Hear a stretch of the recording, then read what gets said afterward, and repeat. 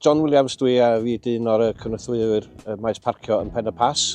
O 5 o Ebrill, fydda ni yn gofyn i bobl archebu o flaen llaw ar-lein ar yr app Just Park. A wedyn fydd y prisio bob dim ar hwnnw. Os da chi'n teimlo, da chi'n methu cael lle i barcio, da ni'n rhedeg bysa siwrpa. Maen nhw'n dod o Borthmadog, Gyyrraedd, Betws y Coed, a maen nhw'n dod o'r ochr arall o Gaernarfon a Bangor. Yn ystod y gwyliau'r ha, fydd y bysys yn dod bob hanner awr, a fydd yna fys S5 maen nhw'n galw fo, yn dod o Nant Peris i fyny i fama ac yn ôl i lawr, a so fydd yna fys bob chwarter awr yn ystod yr ha. So sa ddim lle yma, da ni yn rhedeg bysys teithio a parcio, a mae'r bysys yna yn mynd o Borthmadog, Betws y Coed, Bangor a Gaernarfon.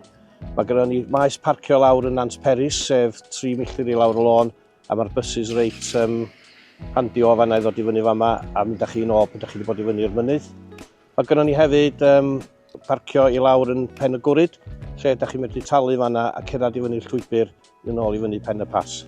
Mae lot o feysydd parcio yn Llanberis, a mae yna gaffes a hyn a llall.